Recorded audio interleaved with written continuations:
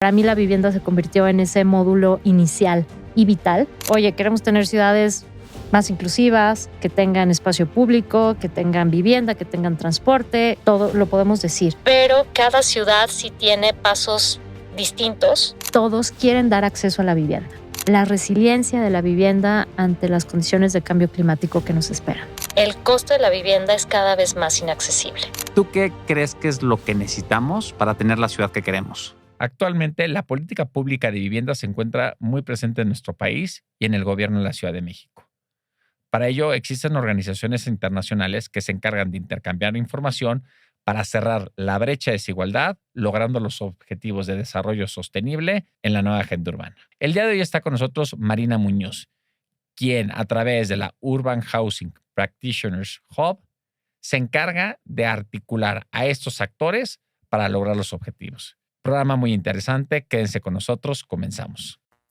La ciudad que queremos, un espacio en que se discuten temas sobre la ciudad que proyectamos y la ciudad que queremos. Nuestro objetivo es compartir con personalidades activas en la agenda urbana para hablar de los problemas y retos de las ciudades de hoy.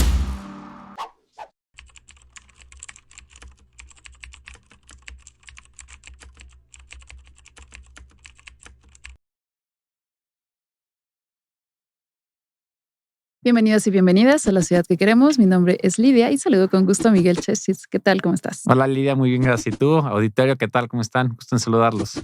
Contenta de tener en casa a una compañera, amiga, colega, arquitecta, Marina Muñoz. ¿Cómo estás? Muy bien, muchas gracias. De verdad, muy contenta de poder estar aquí con ustedes hoy. Excelente. Cuéntanos, Marina, cómo a partir de que eres arquitecta, cómo una arquitecta termina no diseñando casas, sino diseñando y promoviendo políticas públicas para que se construyan casas. Claro, no fue un camino directo, como lo mencionas. La verdad es que de arquitecta el sueño siempre es diseñar museos, diseñar grandes edificios. Obras. Claro, escala, ¿no? Y poco pensamos en la vivienda. Después de tener mi periodo de diseño, estuve trabajando con Enrique Norten y tuve un proceso de introspección personal y justo me invitaron a trabajar en el proceso de transición de la administración 2012, que estaba preparando justamente el equipo de coordinación de vivienda. Entonces empezamos a hacer y necesitaban arquitectos. El pensamiento era los arquitectos son los que saben qué hacer con la vivienda. Y entonces ahí empecé a meterme un poco en lo que es qué es la vivienda y hicimos un diagnóstico de cómo estaba el país y qué es lo que necesitaba. Fue mi primer encuentro con economistas, con sociólogos, con abogados y para mí se abrió un mundo totalmente distinto que nunca había conocido y entré a trabajar al Infonavit. Ahí es en donde fue mi acercamiento ya total a la administración pública y específicamente a la vivienda, ¿no? Y comprender todo lo que sucede alrededor de la vivienda, específicamente para los afiliados del Infonavit, en ese caso. Y la verdad es que me enamoré. O sea, para mí se convirtió en la unidad mínima que requieres para poder crear una ciudad, ¿no? Y es en donde suceden todo, ¿no? Ahí se crean las familias, ahí se desarrollan y después salen al espacio público. Pero para mí la vivienda se convirtió en ese módulo inicial y vital que es el corazón de las viviendas, de las ciudades, perdón. ¿Con estas ideas fue que te formaste como arquitecta o cómo es la formación en la arquitectura? Yo sé. Así que si nos puedes contar un poco de eso desde tu contexto, cómo se imparte la disciplina.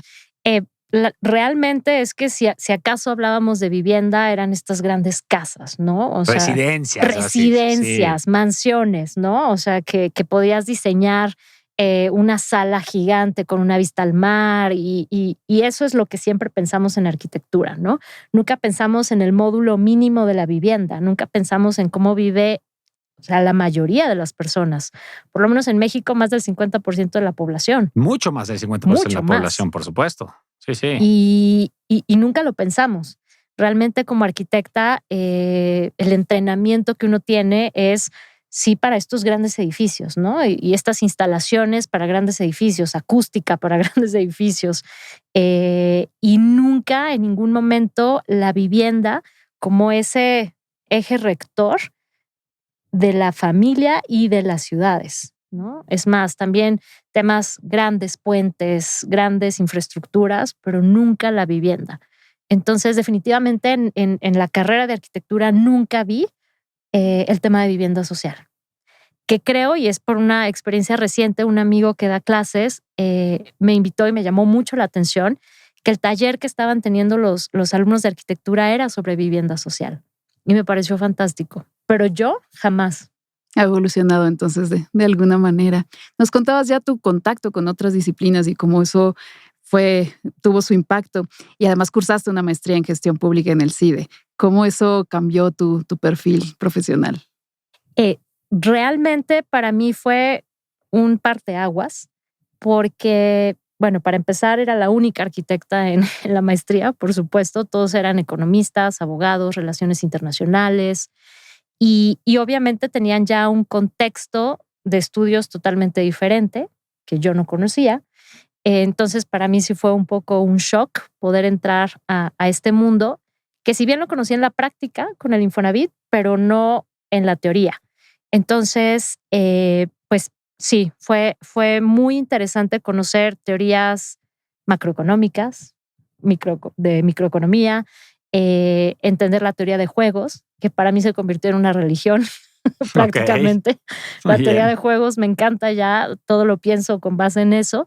Y cómo también diferenciar la administración pública y la gestión pública y la política, ¿no? Que son distintos temas que confluyen en una agenda pública y la relevancia que deben de tener para poder llevar a cabo programas y proyectos. No, es que a ver, es que totalmente. Y hemos tenido aquí a muchos invitados y sí es muy interesante cómo, inclusive abogados, dicen es que este contexto no solamente es de abogados, no solamente es de arquitectos, no solamente es de economistas. Este es un modelo en el que todos tenemos que estar coordinados porque pues así son las ciudades. O sea, nos encantaría que las ciudades nada más fueran regidas por las leyes, pero no por los incidentes económicos, ¿no? O al revés. Entonces es muy interesante lo que estás diciendo, pero yo quiero entrar un poquito más al tema actual en donde estás como coordinadora de esta plataforma. En inglés es la Urban Housing Practitioners Hub. En español, la plataforma de prácticas del hábitat urbano y vivienda. Vamos a llamarle la plataforma para todo nuestro auditorio con objeto de que podamos todos entenderlo. Y es la UHPH, la plataforma. Y, o sea, lo que nos gustaría que le platicas un poquito a todo nuestro auditorio es, número uno, ¿qué objetivos tiene la plataforma? ¿Cuál es el motivo del nacimiento de esta plataforma? ¿Y cómo se vinculan estos esfuerzos que actualmente estás haciendo como coordinadora con la nueva agenda urbana y con los objetivos de desarrollo sostenible?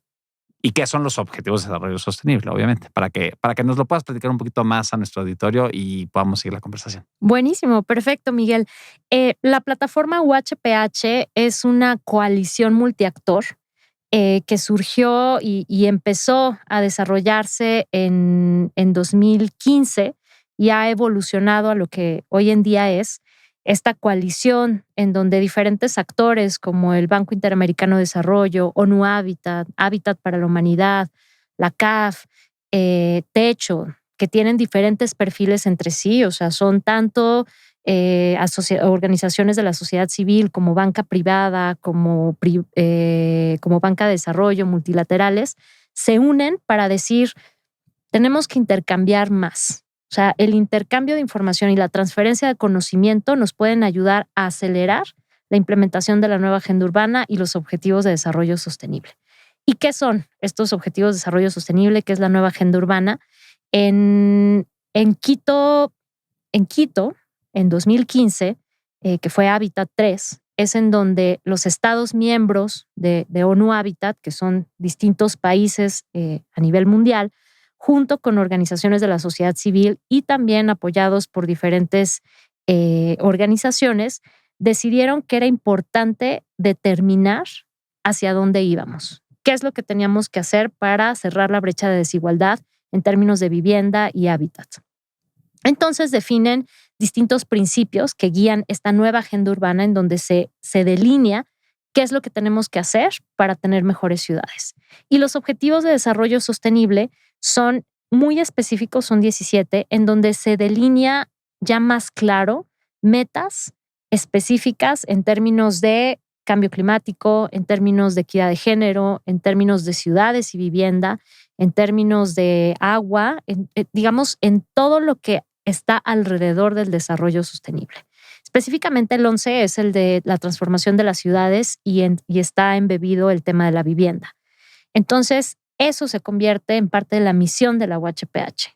¿Cómo ayudar a que se acelere la implementación de estos objetivos de desarrollo sostenible?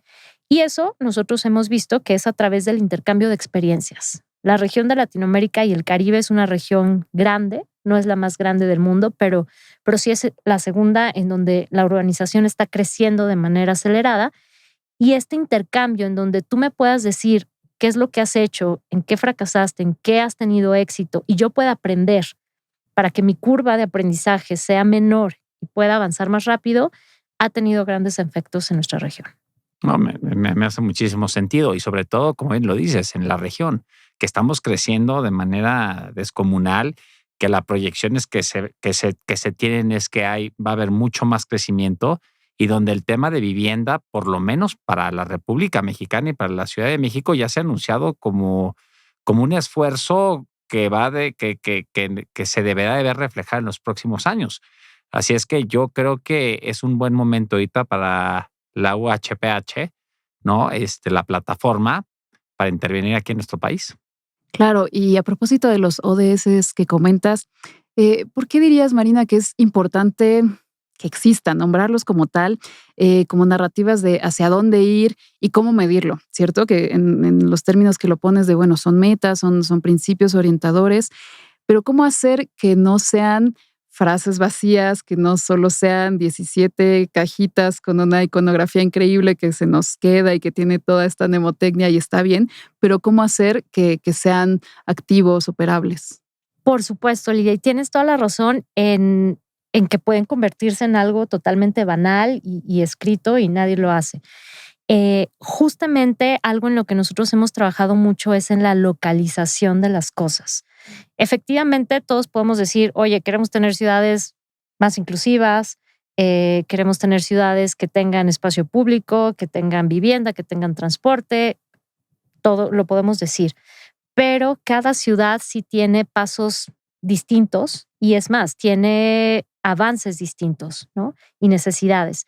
Entonces, algo en lo que nosotros hemos trabajado es que si bien es un principio al que queremos llegar, es una visión de alguna manera de largo plazo, sí es necesario que cada nación, cada país y así ir bajando en los distintos niveles, cada estado y cada municipio aterrice en sus planes de desarrollo qué es lo que tendrían que hacer.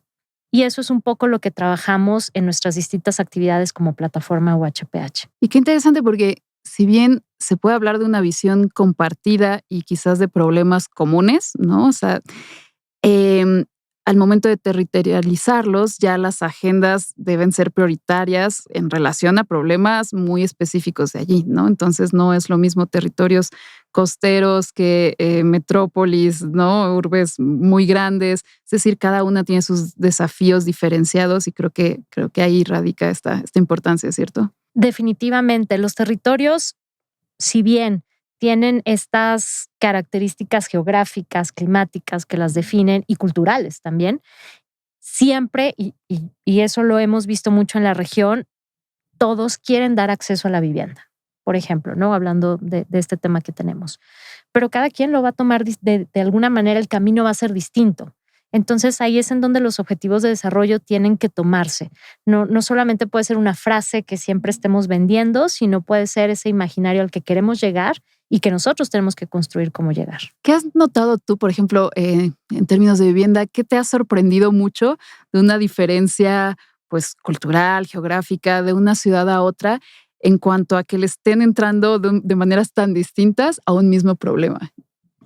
Algo que me ha parecido muy interesante y que seguramente más adelante podremos ampliarlo más es el tema de alquiler. En toda la región tenemos esta necesidad de vivienda, ¿no? Pero sí hay países en donde la diversidad de tenencia de vivienda cambia muchísimo. En Colombia tenemos, es que casi el 50% de la vivienda es en alquiler. Entonces, ahí lo que a mí me parece muy interesante es cómo cambia la visión que tenemos del alquiler. Muchas veces, y en otros países es distinta, ¿no? Lo ven como algo negativo, como, si no te alcanza, rentas, ¿no? En lugar de comprar. Y, por ejemplo, en Colombia ahora es, no, yo quiero rentar, no quiero comprar. ¿Esta es una tendencia más reciente o ha sido así? Porque en América Latina en general somos una región de propietarios, ¿cierto? Pero no siempre fue así. Se nota como en la década de los 70 hubo un cambio en la tendencia. Es correcto. Ha ido cambiando poco a poco, pero sí es una forma distinta de resolver un problema de acceso a vivienda.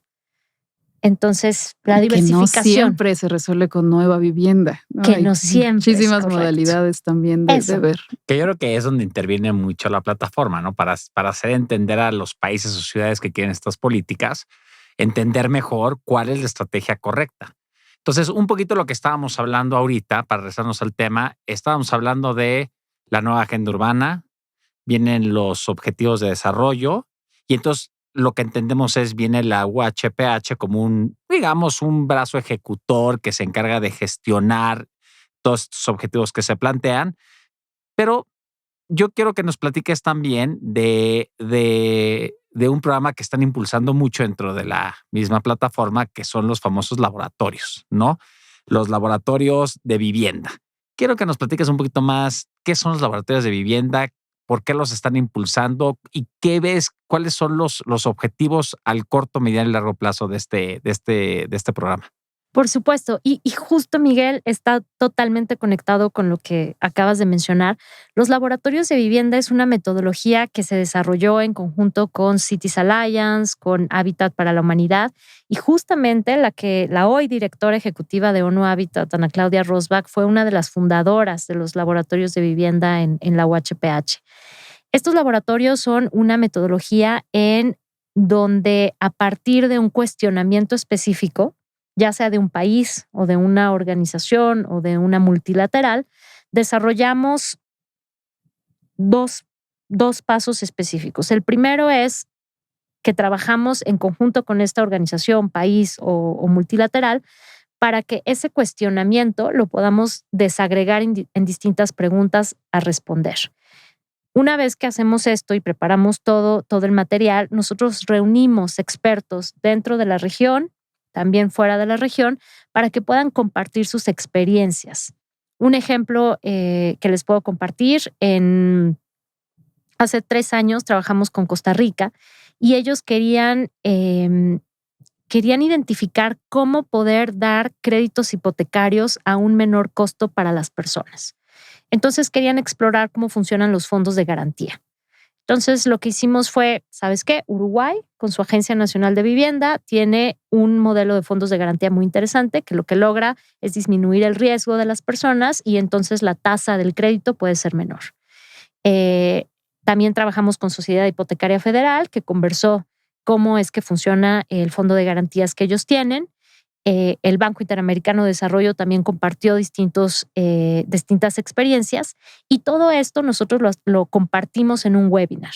Estos webinars son públicos, te puedes registrar y puedes asistir a ellos. Y una vez que termina el webinar y se comparten estas experiencias, nosotros hacemos un trabajo interno de procesamiento de información y el siguiente paso es un taller estratégico. En estos talleres estratégicos nosotros trabajamos ya con grupos específicos de expertos en donde intercambiamos todo este conocimiento que tiene la región y los diferentes actores para poder dar recomendaciones. Entonces, lo que obtuvimos fue, ¿sabes qué? Costa Rica, si tú quieres desarrollar fondos de garantía, necesitas poner ojo en esto. Y si quieres acelerar el proceso de implementación, las recomendaciones son estas. ¿Por qué? Porque en Argentina en Uruguay ya lo vivimos, en México ya lo hemos también implementado y podemos compartirte esto. Lo cual le brinda a Costa Rica las herramientas para poder implementar un fondo de garantías mucho más rápido y aprender de lo que ya sucedió en otras geografías. Creo que esto que nos cuentas nos pone un ejemplo muy ilustrativo de la tarea de los y las urbanistas, porque digo un poco como diagrama de flujo es primero escuchar necesidades, interpretarlas identificar especialistas que puedan ayudar para resolver, para problematizar. Luego, como dices, coordinar, ¿no? Esfuerzos de sentar a todos en la misma mesa y igualmente provocar la escucha mutua, el procesamiento de información, que debe ser una tarea y que te pido nos cuentes un poco más de ello, de cómo sistematizar, orientado a generar recomendaciones, ¿no? Entonces es un poco de todo, de mantener una red de expertos y expertas sobre temas que pues justo pongan en valor este urbanismo comparado, ¿no? Pero me encanta porque es un gran ejemplo de lo que podemos llegar a ser como urbanistas. No, definitivamente, Lidia, algo que siempre nos ha parecido muy interesante y los laboratorios de vivienda han ido evolucionando a lo que hoy son, es justamente ese proceso multiactor, que para nosotros es muy relevante, que podamos tener a diferentes voces sentados en la mesa para que puedan dar su versión, ¿no? En este caso, por ejemplo, en Costa Rica, si bien estaban los bancos pero también agencias nacionales de vivienda, pero también estaban organizaciones de entidades financieras que son más privadas. Entonces, teníamos a los distintos actores en la cadena de valor para que pudieran dar justamente el input de lo que podía funcionar en los diferentes momentos para que llegue a la implementación correcta. Entonces, sí, es complejo porque al final es mantener todos estos pasos que mencionabas y el procesamiento de información es brutal. La verdad es que... Se debe hablar de tantas cosas, tantas sí. perspectivas, estadísticas y complementar todo eso. Y también que nos contaras, porque me estoy imaginando las mesas, yo quiero apostar a que hay muy buena disposición, recepción, generosidad con la información, pero ¿qué tanto no es así? ¿Qué tanto hay egos o secrecías o recelos? ¿Cómo funciona cuando manejas, pues sí, esta comunidad multiactores? Ha sido muy refrescante que la UHPH se ha convertido en un espacio neutral.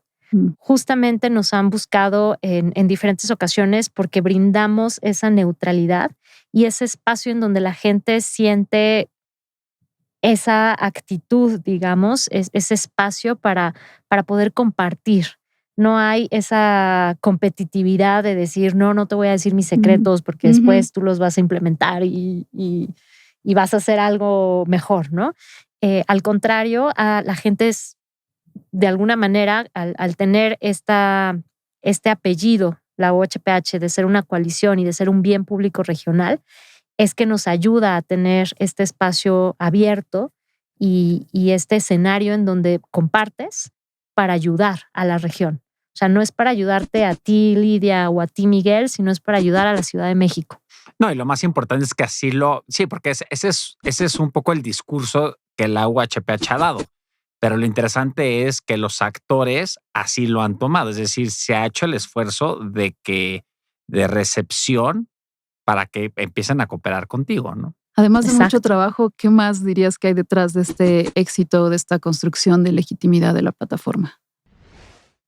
Creo que una parte importante es el objetivo mayor que tenemos y cómo todos estos grandes actores que a ver, ellos mismos ya tienen mucho trabajo que hacer, son grandes organizaciones, no es que nos necesiten a nosotros, pero ha logrado aglutinarse esta coalición en donde al tener este objetivo común hemos logrado avanzar y hemos logrado también jalar a otras tanto organizaciones, pero también a otros practitioners, le llamamos, a otros colegas, ¿no? Que están también de manera, pues, en una escala más pequeña, pero darles visibilidad para que también puedan participar dentro del sector de la vivienda y el hábitat. ¿Cuáles son los actores de pronto más reacios o los que más cuesta invitar a la mesa y cuáles son los que dicen yo a la primera?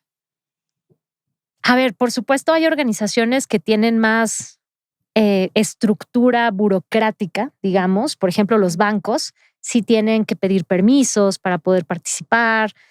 Este tipo pues sí, ¿cómo le diremos? De procesos internos que tienen para poder hablar en público, ¿no? Por ejemplo. Y normalmente las organizaciones de la sociedad civil son más simples en el sentido de, sí, me invitas, sí, es mi tema, voy, ¿no? Pero de manera general siempre hemos tenido una muy buena recepción Y de nuevo creo que es el tema de que estamos buscando mejorar a la región. No estamos bajo no intereses somos una particulares, consultoría exactamente bajo intereses particulares. Entonces creo yo que eso ha ayudado mucho. Y la otra parte es que todo el conocimiento que generamos está a disponibilidad. Justo eso iba, está buenísimo. Uno entra a la plataforma, que por supuesto vamos aquí a dejar todas las redes para que consulten. Si nos puedes orientar un poco de qué nos vamos a encontrar en la plataforma, qué tipo de contenido, hay ya muchísimo. Entonces de pronto puede ser fácil que uno se pierda, pero ¿cómo podemos organizar un poco nuestra navegación en la plataforma? Por supuesto, una vez que entran a watchph.org, ustedes van a encontrar primero nuestra historia, es lo primero que tenemos, quiénes son los socios dentro del consejo consultivo, quién es nuestro comité directivo, y ustedes en la parte de arriba van a encontrar pestañas que están enfocadas justo en las actividades. En los laboratorios de vivienda, que ya mencionábamos, ustedes pueden dar clic y pueden entrar a cada uno de ellos. En cada uno de ellos pueden encontrar el policy brief, el informe de política pública con estas recomendaciones específicas de cada uno de los temas. También tenemos el acceso directo a los webinars, pueden consultarlos de manera gratuita. Tenemos algunos otros materiales dependiendo de cada laboratorio de vivienda. Algunos tienen infografías, tienen mapas en donde pueden revisar toda la información que se trató en los talleres estratégicos.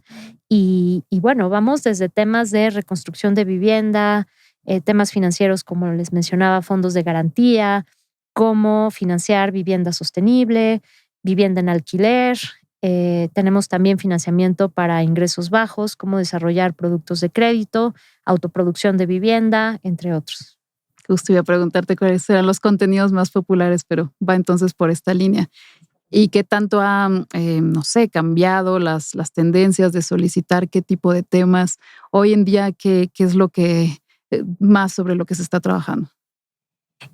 Tenemos dos temas que justamente están causando mayor discusión en la red de miembros y también en las redes sociales. Uno es vivienda progresiva. Realmente a nivel regional y también en México, pues tenemos un alto porcentaje de vivienda progresiva. La vivienda progresiva, y bueno, hay muchos nombres y dependiendo con quién hables, seguramente les dirán otras definiciones, pero lo que hemos tratado es de homologarlo a nivel región.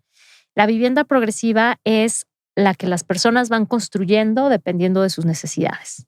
Entonces, pues son mejoramientos, alguien le llamará mejoramientos, de manera autoproducida o autoconstruida. Y también puede empezar desde cero, ¿no? Las personas que construyen su primer cuarto o su primera habitación y después van construyendo conforme lo van requiriendo. Esa es una de las temáticas que mayormente se tocan y que han tenido mayor resonancia en la región. De la mano y obviamente van distintos brazos, ¿no? El tema de financiamiento, el tema de asistencia técnica, el tema de materiales, el tema de innovación de sistemas constructivos, el tema de estructural. Entonces, de ahí van surgiendo diferentes variantes, pero como la progresividad. Y el segundo es la resiliencia de la vivienda ante las condiciones de cambio climático que nos esperan. Esa es una preocupación de la región, también de México como país. Y bueno, ese es un gran tema por... Un diagnóstico a grandes rasgos de cómo estamos en la región en eso. Es que vamos desde ejemplos en donde hay colonias que están desapareciendo porque el mar o el océano se los están tragando. Tenemos un ejemplo en Tabasco, por ejemplo. Y la otra es, pues, las condiciones climáticas que van a cambiar, el calor extremo, el frío, también los desastres naturales en términos de inundaciones. Ese es un gran tema a las zonas costeras de nuestra región. Los huracanes, ya lo vivimos en Acapulco. O sea, dos años seguidos sucedieron. Sí, no, terrible, terrible. ¿Y qué hace la gente en dónde vive?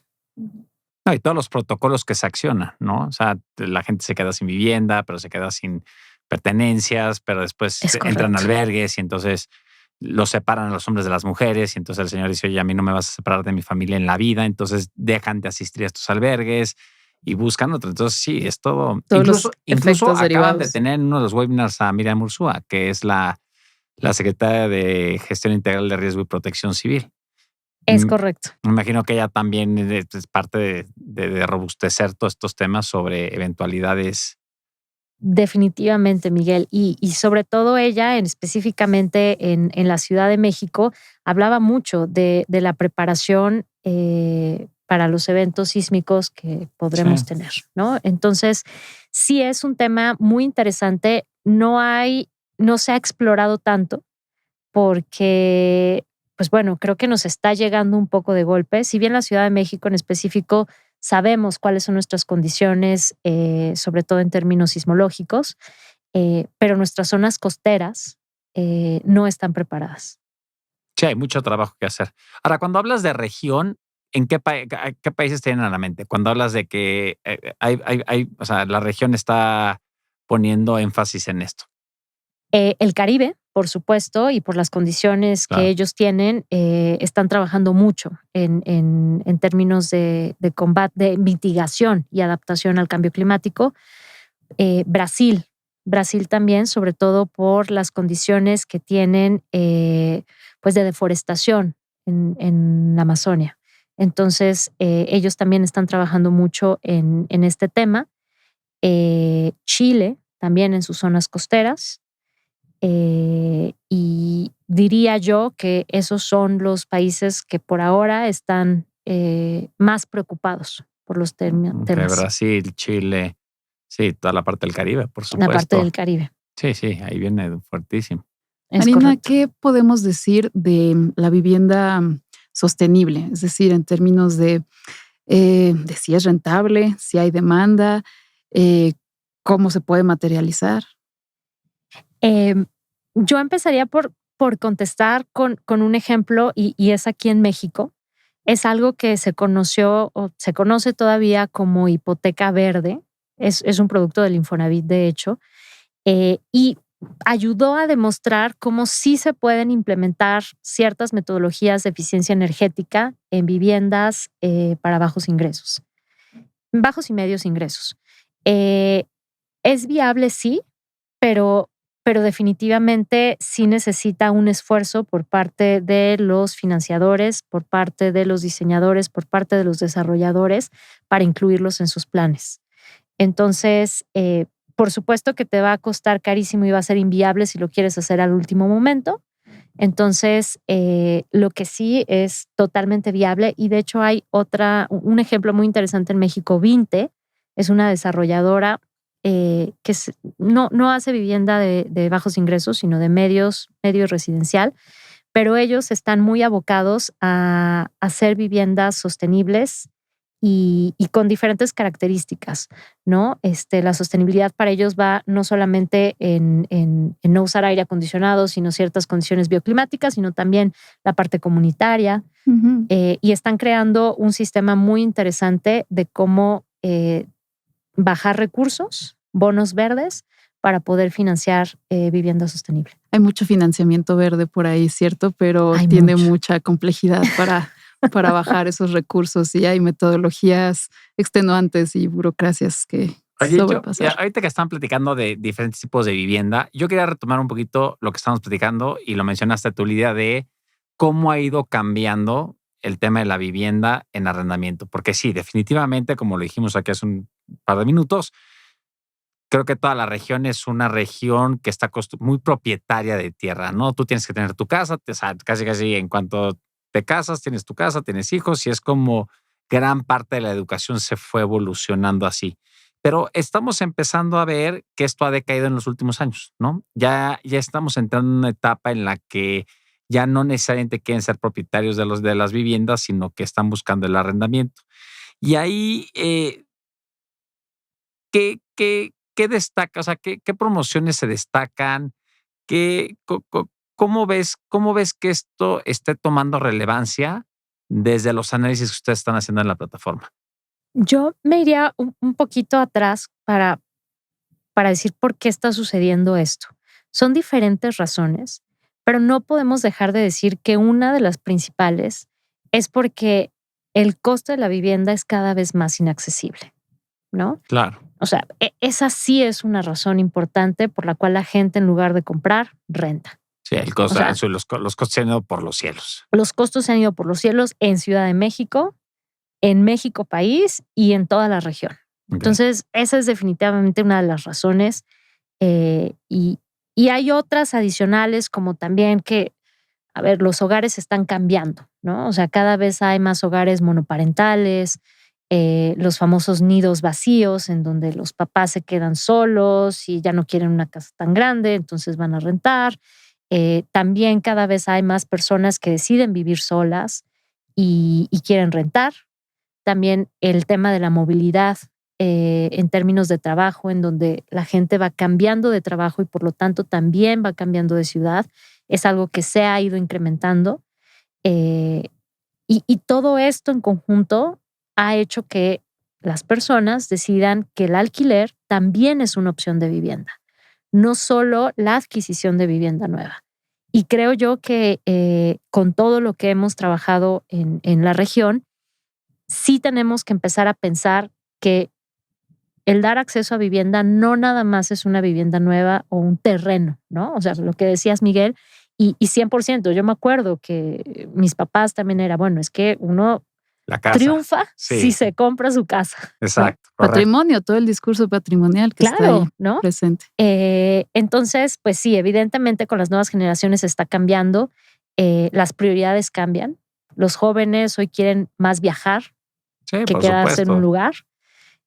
Los nómadas digitales. Totalmente. ¿No? Entonces también. No, pero me encanta que en este análisis multifactorial que nos propones de la explicación de por qué hoy día se pretende rentar más, pues que la falta de acceso a sea, pues sí, una de las condicionantes, ya además de todos los cambios culturales y sí, de los hogares reestructurados, etcétera, etcétera. Pero es verdad que ya es muy inaccesible para la mayoría.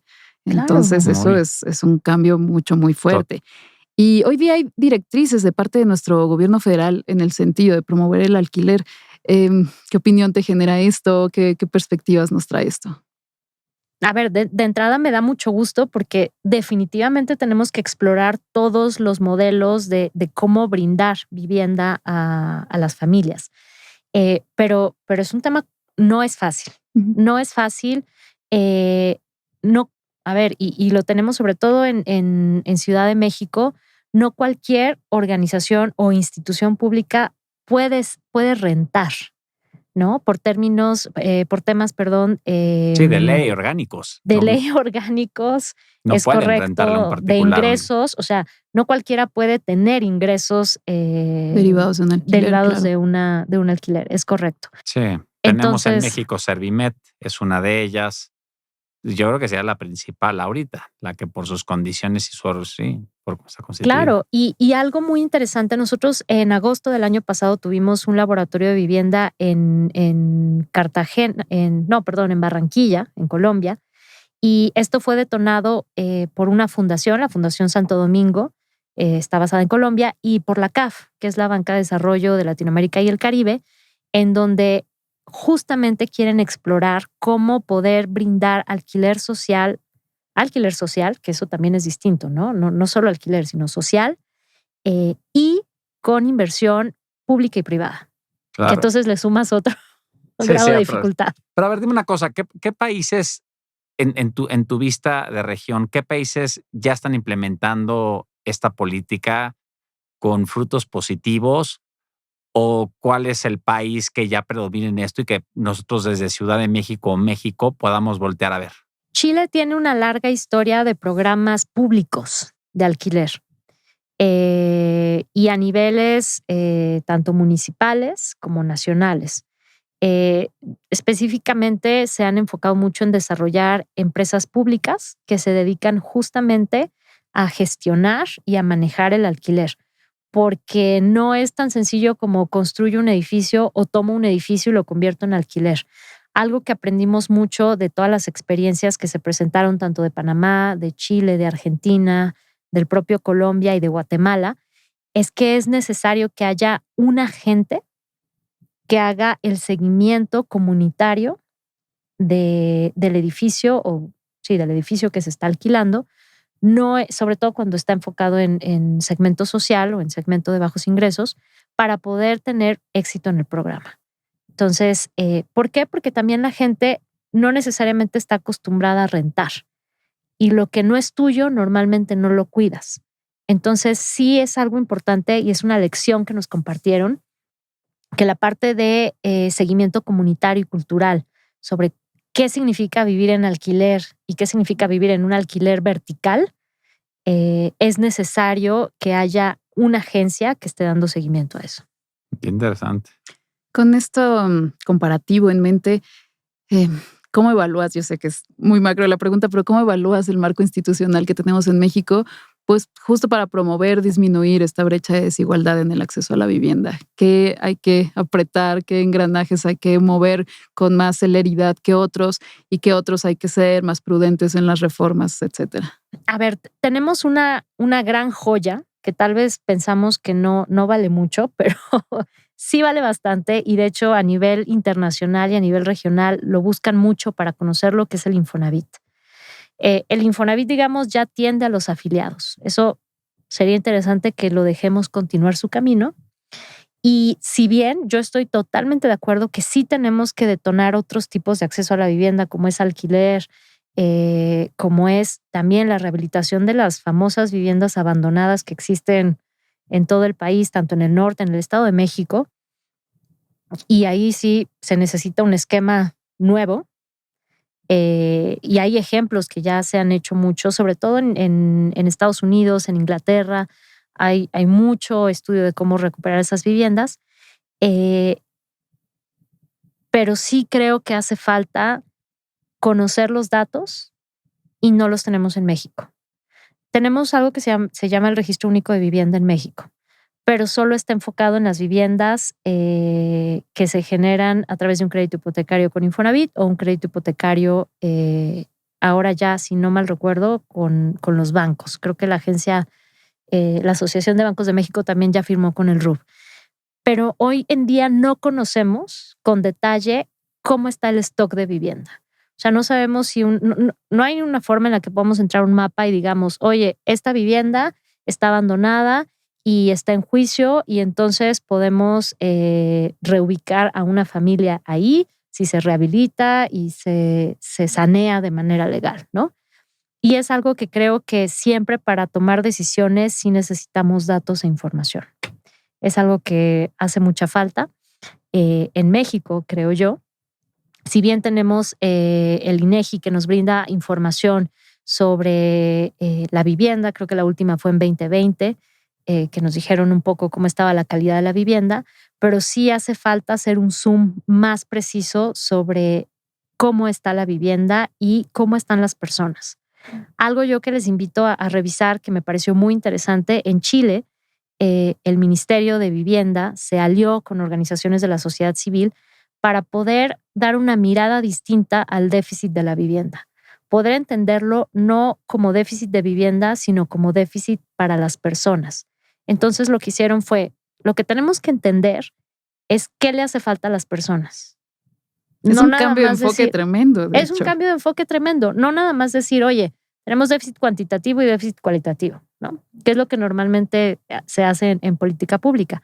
Pero entonces cambiar y decir, no, ¿sabes qué? Tengo personas que requieren alquiler, tengo personas que requieren reubicación, tengo personas que requieren compra de vivienda nueva. Suena suena bobo, pero es un cambio de paradigma brutal, de que veas más bien necesidades de personas y no números de vivienda. Y dime una cosa, ¿por dónde crees que debemos empezar nosotros ante esta deficiencia que está bastante detectada? ¿Por dónde empezamos? ¿Zona metropolitana? ¿Haces una agencia que empiece a captar toda esta información? A ver, dado las conformaciones que tenemos, yo definitivamente empezaría por zonas metropolitanas, y en nuestro caso, Ciudad de México, Estado de México, que tienen una población, o sea, aglutinan una población muy grande y con grandes necesidades también. Sí creo que vale la pena que se sienten los actores a discutir realmente cómo lograr las cosas de manera conjunta. Ha habido algunos esfuerzos en donde hay ciertos consejos, ¿no? Pero sí creo que hace falta no nada más discutirlo, sino discutirlo, planearlo e implementarlo. Ahora, me parece que ahorita hay una buena oportunidad para México y la Ciudad de México, la ciudad metropolitana, porque estamos hablando de que prácticamente los estados que conforman esta zona metropolitana están bajo el régimen de un mismo partido. Uh-huh. Quizá esto por primera vez pueda hacer que exista una coordinación para buscar todos estos objetivos, que a lo mejor antes no se daban, posiblemente porque quizá los intereses políticos o de agenda puedan ser distintos. Me parece que hoy es un momento en el que tenemos todos que actuar y aprovechar para poder lograr finalmente lo que desde hace mucho se ha discutido.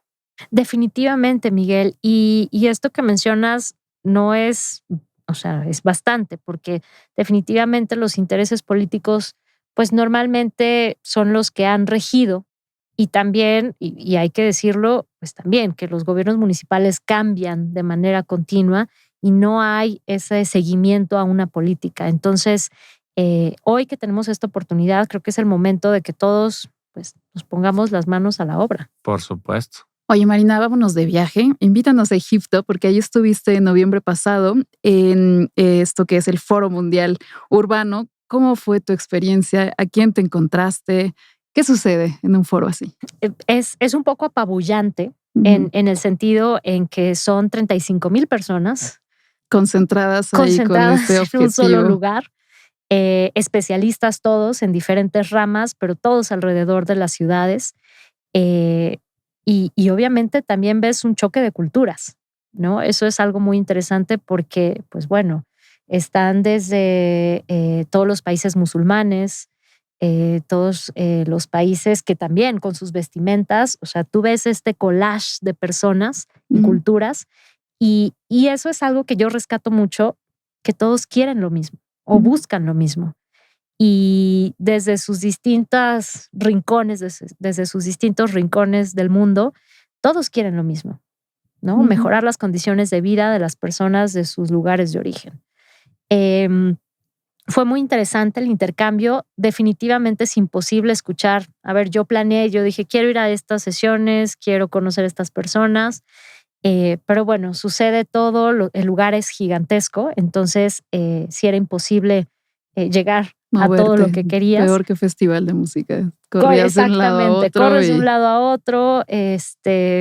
Y bueno, son horas eternas, ¿no? Porque prácticamente es todo el día. Pero sí les puedo compartir que fue muy...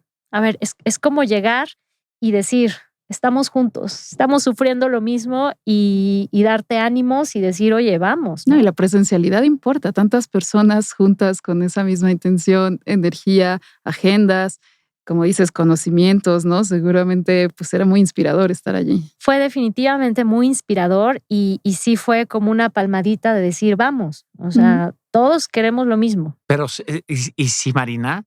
Porque justo acabas de tocar un tema muy interesante, las idiosincrasias. O sea, yo no sé si a lo mejor la gente que vive en Egipto, en otra parte del mundo, su prioridad sea necesariamente la que nosotros tenemos, ¿no? No nos vayamos más lejos, tú lo dijiste, en el Caribe. En el Caribe las prioridades son totalmente distintas a las prioridades en la Ciudad de México con cuestiones sísmicas.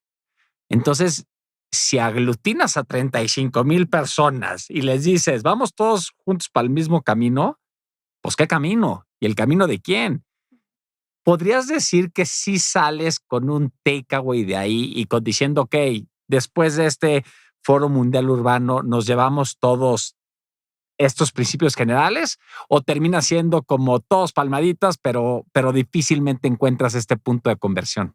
¿Sabes qué? Y justamente íbamos a regresar a algo que conversábamos al principio, justamente los objetivos de desarrollo sostenible, que son estos grandes que Lidia nos decía, oye, Sí. pero sí sirven de algo o no. Sí.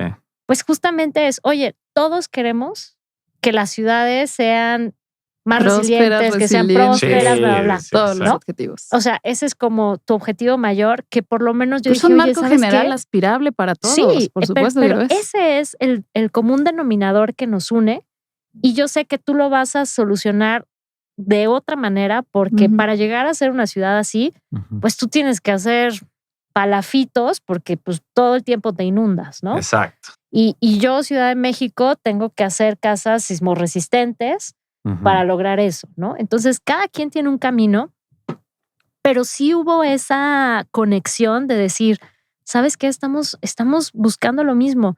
Hubo un panel que a mí me pareció muy interesante, me invitaron y fue con el área de Asia-Pacífico. Yo al principio dije, bueno, no sé muy bien qué vamos a intercambiar porque... Sí, estamos muy lejos. Estamos muy lejos. Sí. Pero fue muy interesante y el objetivo era intercambiar sobre prácticas urbanas de resiliencia. Entonces, sucedió algo muy curioso. Todos los participantes de Asia-Pacífico, que bueno, venían de estos grandes países en donde hay dinero, Sí. digo, no en todos, pero Singapur, por ejemplo, o sea, tienen dinero, tienen un desarrollo tecnológico mayor. Entonces presentaron estos grandes sistemas, softwares para poder brindar capacitación o brindar seguimiento y monitoreo a grandes desastres naturales. Y en mi caso, yo llevé varios ejemplos que hemos presentado en la plataforma, pero que están muy basados en el fortalecimiento de capacidades de la comunidad. Okay. Que no es una inversión de dinero, sino es más, oye, yo te enseño que cuando se llene esa botellita de agua hasta cierto nivel, quiere decir que tienes que avisarle a toda la comunidad que puede subir el nivel del río. Pues qué interesante, porque ¿No? participas con la comunidad, claro. Entonces, les pareció muy interesante que en América Latina y el Caribe se esté implementando ese tipo de soluciones en donde no necesariamente es la inversión tecnológica del software de última gama, generación. Es correcto. Sí, es la botellita. Sí, pero puede ser a veces hasta más efectiva, porque olvídate de software. Pero el en reto cuanto es a la botellita se llena acá, tú hacer le avisas comunidad a todos y se levantan. Y se levantan. ¿Sí? Entonces, ese trabajo comunitario, porque además eso te permite que tú lo enseñas a él y él se lo va a enseñar a él. Y entonces ya en estas comunidades, bueno, ya saben cómo funciona. Entonces, yo me puedo ir, organización de la sociedad civil o quien sea que sea, me voy y te dejo el conocimiento. Sí, por supuesto. Entonces, todo este intercambio a mí sí me pareció muy interesante y el interés de decir, oye, ¿sabes qué? Queremos conocer más. O sea, queremos aprender más cómo están trabajando con las comunidades, porque efectivamente, si tu presupuesto se acaba, ¿qué haces con el software? Pues ya no lo puedes hacer. Hasta ahí llega, sí. Si tu administración ya no tiene más esa agenda, pues hasta ahí llegó. No, y el software, pues sí, en Singapur pero a ver, incluso debe de haber ciertas regiones en Singapur o en Asia que no van a poder y que no llega esta tecnología. Entonces, pues la botellita, como lo hacen en la región, en América Latina, en el Caribe, su botellita pero también nosotros podemos tener ahí. A ver, tengo entendido que los protocolos de acción de Asia son impresionantes. O sea, ellos, en cuanto viene un desastre natural, los protocolos que tienen ellos para regenerarse y la resiliencia como ciudades es brutal. Eso sí, pero en las grandes ciudades. No sucede así en las más pequeñas y medianas ciudades. Okay. Que eso es una gran diferencia que hacíamos.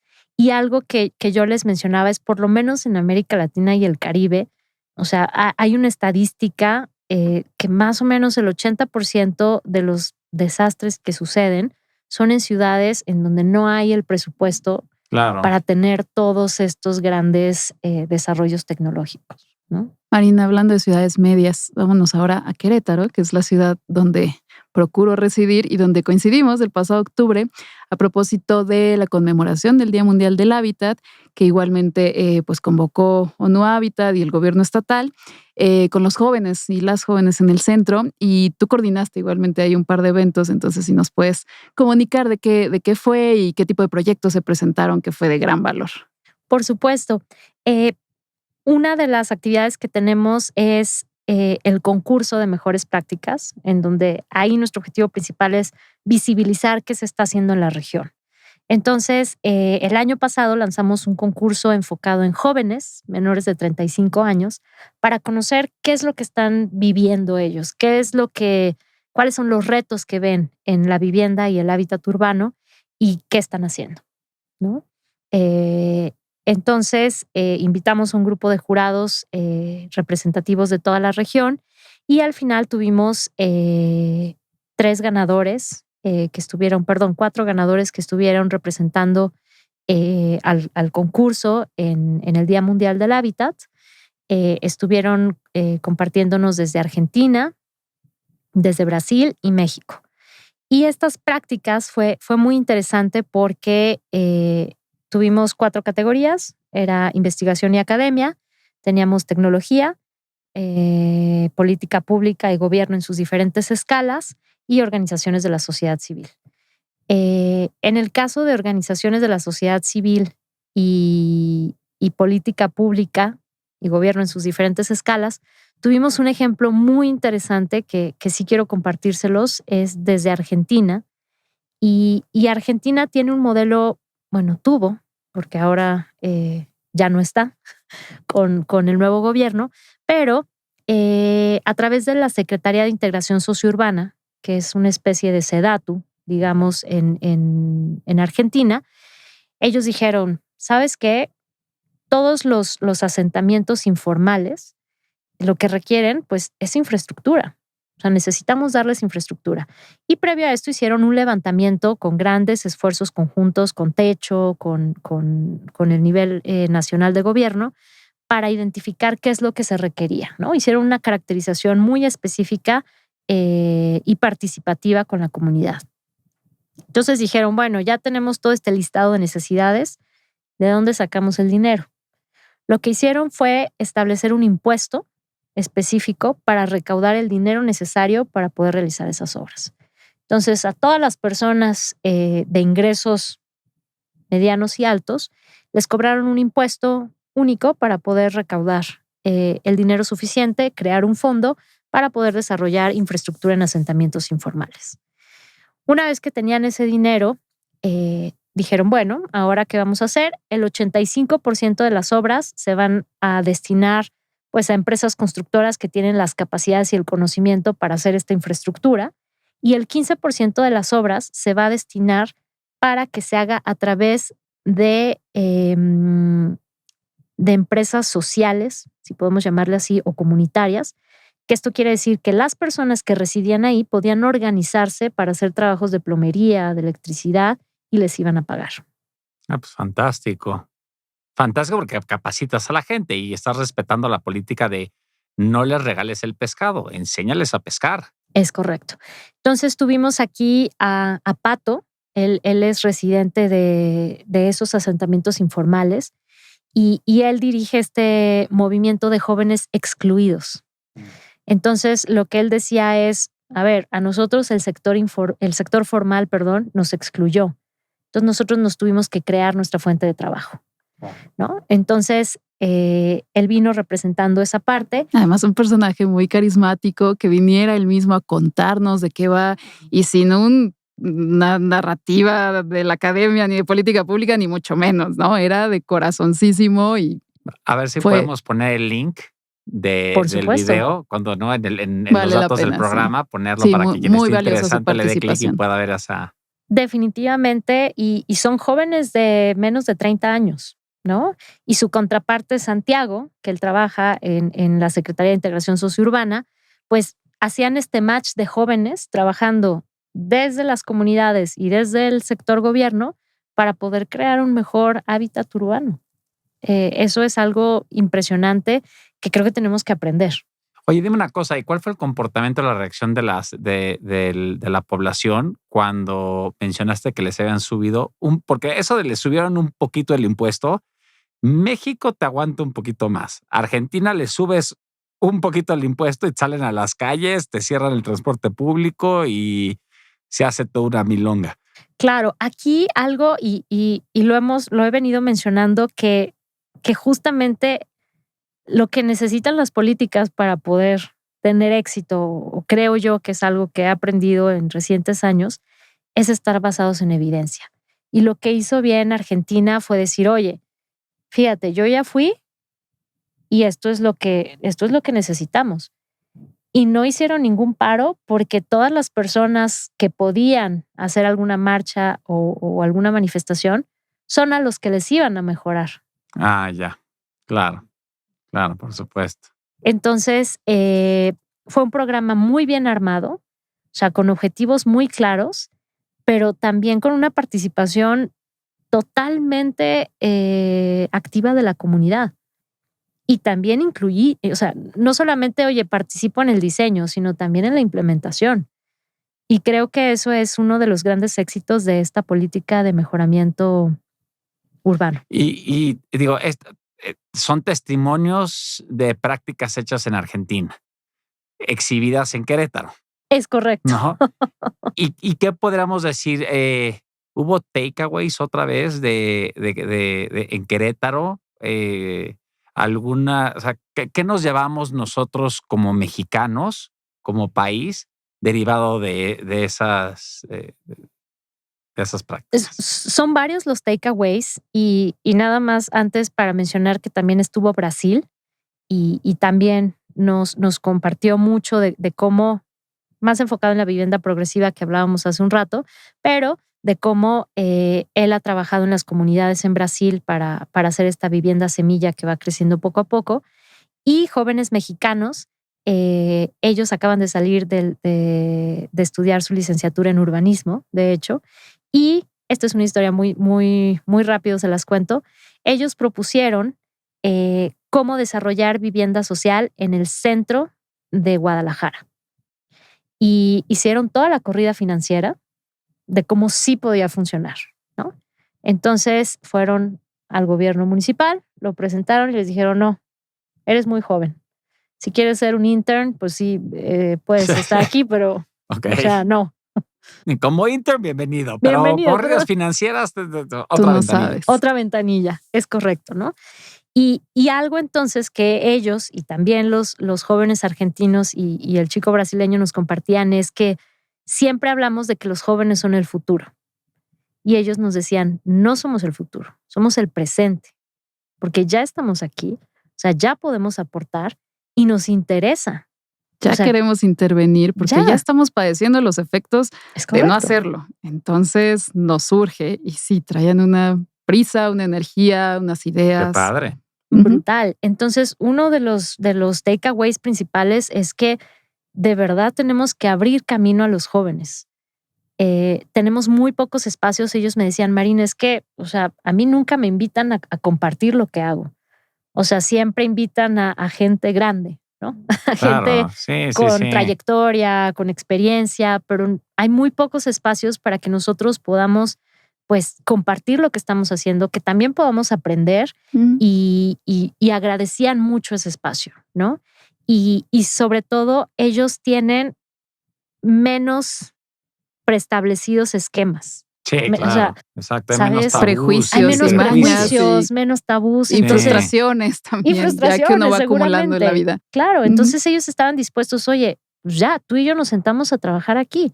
O sea, tú que vives ahí en el barrio y yo que vengo del gobierno, a ver, vamos a trabajar juntos. Sí, creo que esos somos nosotros los que ponemos los frenos a toda esta nueva lluvia de ideas de jóvenes. Pues Marina, te agradecemos muchísimo que hayas estado con nosotros. Definitivamente nos llevamos muchas cosas. Creo que el tema de la vivienda va a ser un tema que cada vez se va a ver más en México y en la Ciudad de México con estas políticas de gobierno. Muchas gracias, Lidia. No, gracias a Marina por compartirnos estos casos valiosos y reales. Creo que se logró un episodio optimista. Muy bien. Marina, no nos podemos despedir sin hacerte la pregunta emblemática de nuestro programa, que es, ¿tú qué crees que es lo que necesitamos para tener la ciudad que queremos? Trabajar en conjunto, crear alianzas, porque es la única manera que vamos a avanzar lo suficientemente rápido para lograr la ciudad que queremos. Muy bien. ¿Dónde te puede encontrar la gente si te quiere buscar? Pues por supuesto estoy en LinkedIn como Marina Muñoz, también en ex Twitter, y en mi correo electrónico, por supuesto, en mmunoz@uhph.org. Muy bien, Marina. Muchas gracias. Gracias, Lidia. Gracias y hasta la próxima al auditorio. Gracias a nuestro auditorio y recuerden suscribirse a nuestro programa. Vamos a seguir generando comunidad, aportando valor y a continuar con estos excelentes invitados. Gracias. Muchas gracias. Gracias a ustedes.